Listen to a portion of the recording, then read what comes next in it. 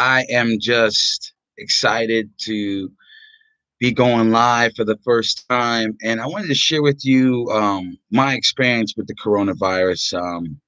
I know there's a huge pandemic going on in the world right now, and it's really changing humanity, and for the good and for the bad. And I just wanted to go over um, how the perception I have of it, I make of it thus far in my life. You know what I'm saying?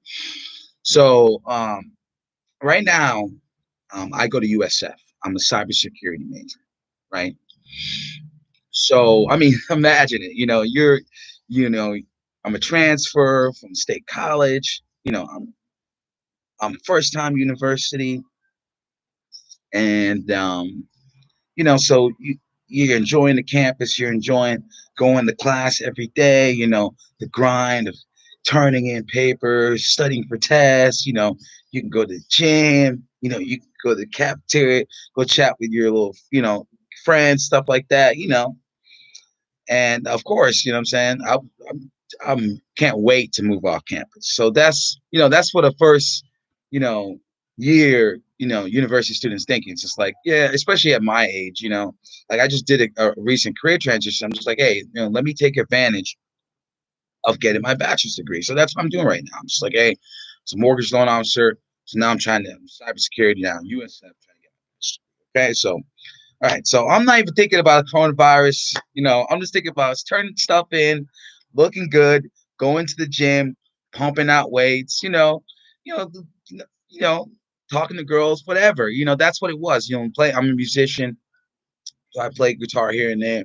You know, write and stuff like that. Just be creative, always create. So that's how I am. So just to, you know, get off that academic tip. So that's how my life is going. I see my kid on the weekend. I go on a date here and there. That's how my life is going. I go to church, Sunday, with the family, try to build a spiritual foundation, you know what I'm saying? Playing guitar, So that's my life, before the corona. You know what I'm saying? I mean, go on dates to little restaurants, you know, go out with friends, have drinks, you know what I'm saying? Go to the beach, normal stuff. Go to state parks, enjoy the nature. Florida's beautiful. Lots of things to do. So boom, the coronavirus hits. It hits, and and they said it's from Wuhan, it's some place in China, and it wasn't. We as U.S. citizens, we weren't taking it serious. We're just like, oh, this virus in China, you know.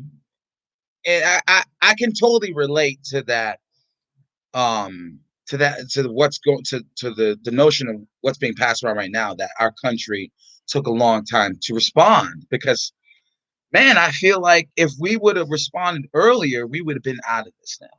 But whatever, it's okay, whatever, it's whatever. But anyway, so coronavirus hits, and I'm not really paying attention to it, but when they took away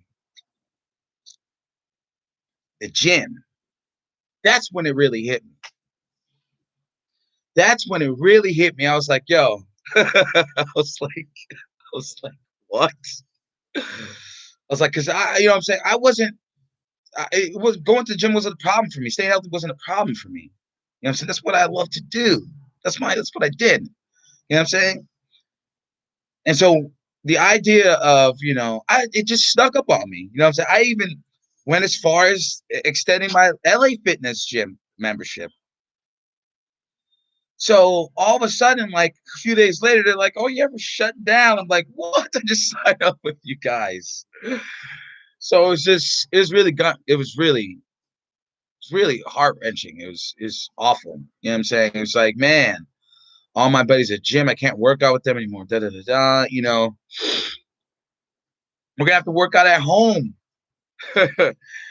And so it's really, it really, what came to my mind is like, wow, this is really gonna show me what I'm made of, because now I have to work out at home. So it's just like, all that fuel and energy that's coming from the gym, from those other people working out, I can't feed off of that anymore, and it's huge. You realize how detrimental that is to the whole entire working out experience when you experience the coronavirus because you're at home and you're forced to be at home. So now you're just like, wow, okay, that aspect is gone.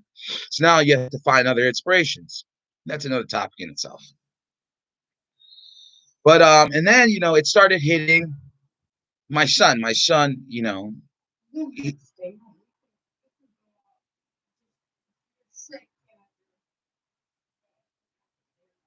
yeah. So exactly. So just like what my son said, you can go. I mean, you can go outside for essential things. He's forgetting that essential things. But really, is everyone adhering to that? Not really. Everybody's going outside for whatever. But anyway, essential is totally subjective to people. But when I saw my son, they were just like, oh, he's at home. Everything's being remote now, right? The school, everything's remote now. So you know, kids are staying home.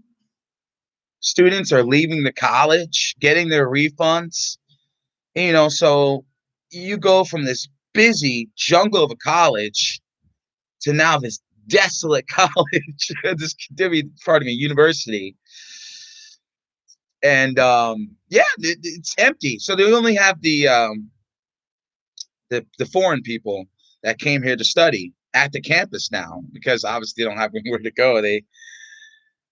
Oh man, so all the residents, people that are in school, the residents, people who pay for that resident tuition, they went home. They went back home.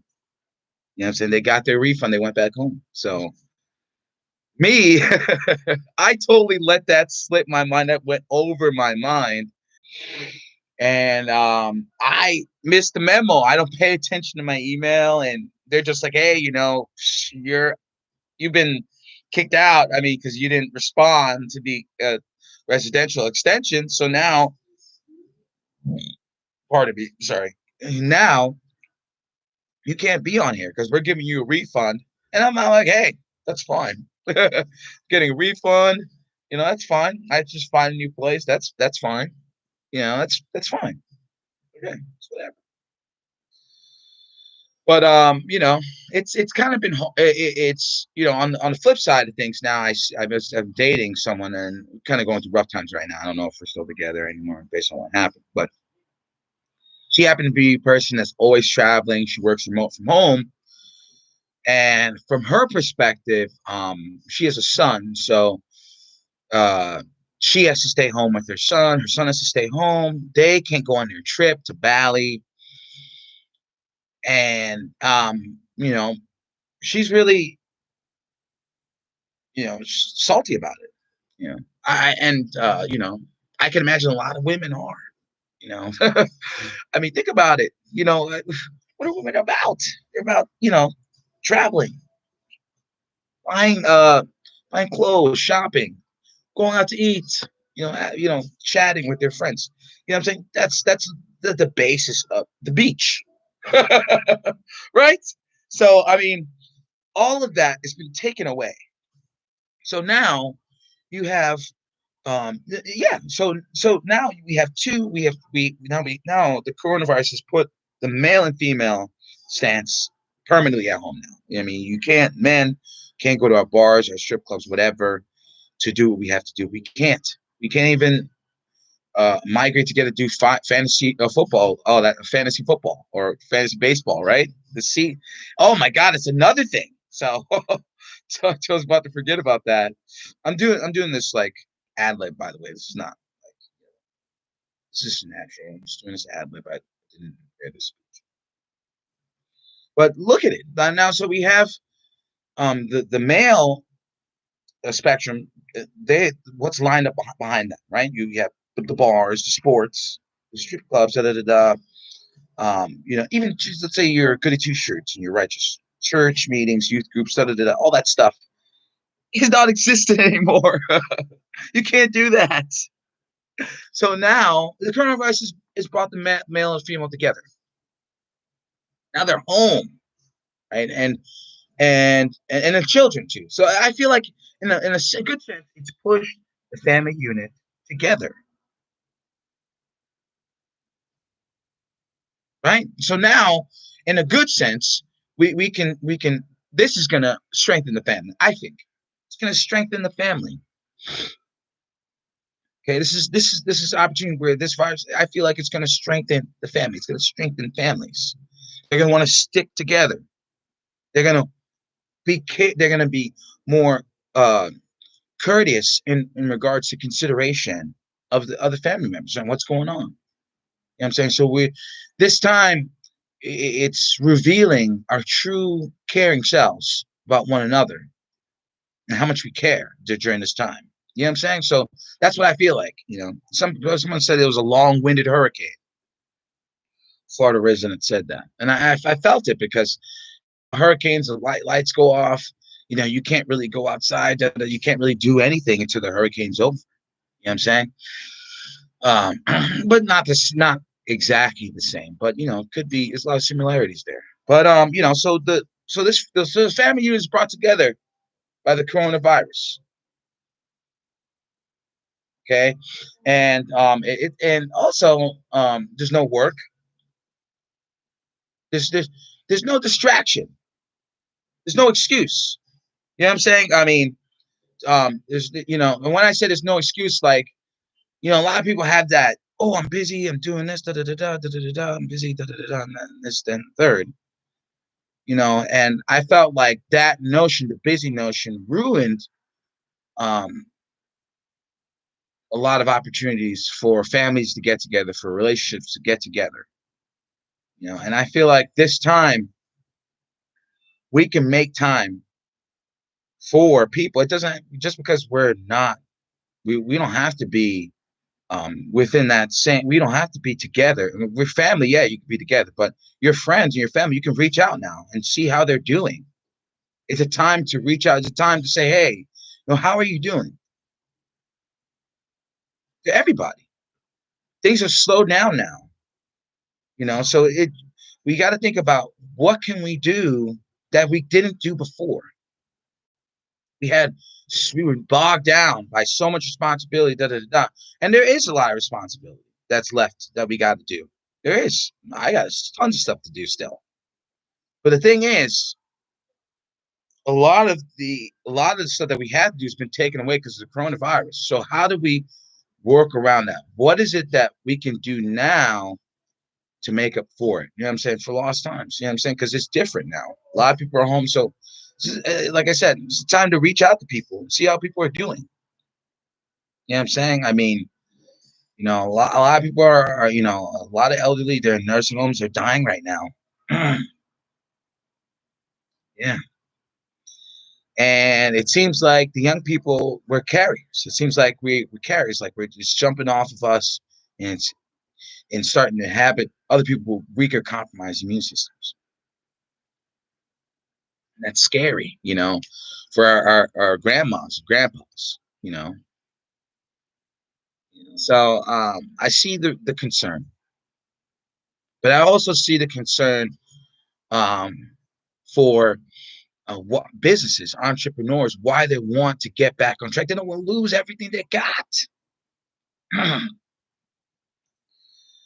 And the media shifty on if the numbers are real or not, what's going on with the numbers. And you know, when you look at the data, you know, people see the chance, they see the hope. They're just like, I gotta do something. So I can relate to those people that are just like, hey, I want to work right now. But I can relate to the people who's like, hey, slowly, let's slowly get into this. Let's slowly get into this. Let's not be too quick to lift everything, to open everything. And I can relate to that. I can relate to both sides. We need to find a happy medium. And a happy medium is in testing. So I'm watching the news every day, and I'm just trying to, right now New York is the leader in tests. They did 500,000 tests in a month. Okay. I also was listening to a doctor talk on MSNBC or whatever, and she was saying that all tests are not equal. So what does that mean? That all tests are not as effective as the other one. So I'm really excited to see the zeal of other human beings and how they want to help during this crisis. I really do. But I'm not excited about the people who are deliberately trying to cause an uproar. Those people that are trying to be controversial about stuff. Just the other day, it was in the newspaper that some guy spit on a package. You know, or the Amazon delivery guy spit on a package. I mean, come on, man. I mean, really, during this time, you're gonna want to be gross like that. You know, now people have to take precautions to spray out their it's just. I mean, naturally, there's a natural sense of hygiene, right? Well, you wash your hands every time you leave the bathroom, right? I mean, people knew about this, germs be on the handles, like this and that and the third, you know.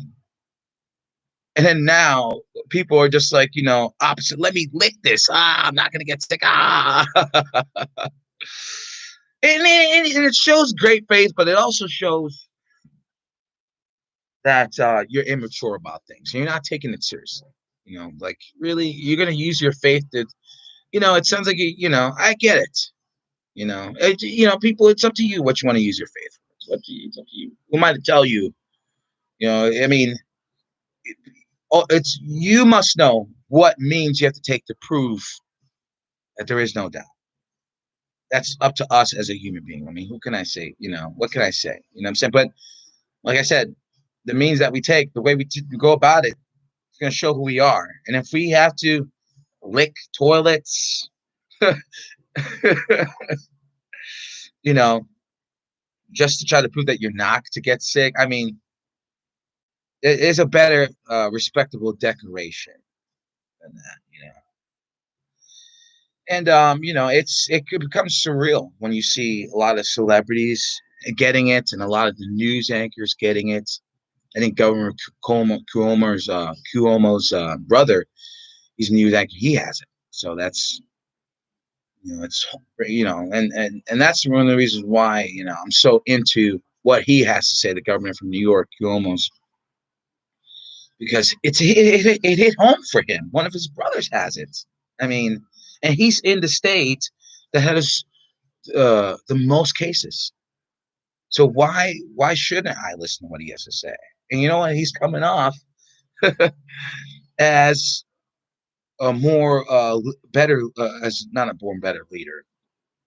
He's coming off as a great communicator and a better representation of the leader of the free world, than any of the candidates that's in the running right now, and Donald Trump, of course. So that's where I'm at right now. You know, that's where I'm at right now. It's the coronavirus is it's a challenge to our lives, but we can't make it lose our ration. We can't lose our rationale. Pit we can't pit against one another. We can't. It can't be poor against rich right now. Can't. We're both hurting. We're both in this together. Okay, business owners are hurting. Workers are hurting. We're all hurting. We're in this together. Okay, so I mean, honestly, what I'm doing right now is I'm listening. You know, I get it. We're human. I totally get it. I totally feel it for those business owners. They want to open up. I totally get it. But until testing is legit, it's just not going to go down like that. It's not going to happen that fast. You know what I'm saying? So and for workers, you need, for workers, I get it. You got your bills, and the government needs to step in and realize that, these $1,200 stimulus checks is not going to hold up, because that's just one mortgage payment. Only God knows how long this is going to be mapped out for, so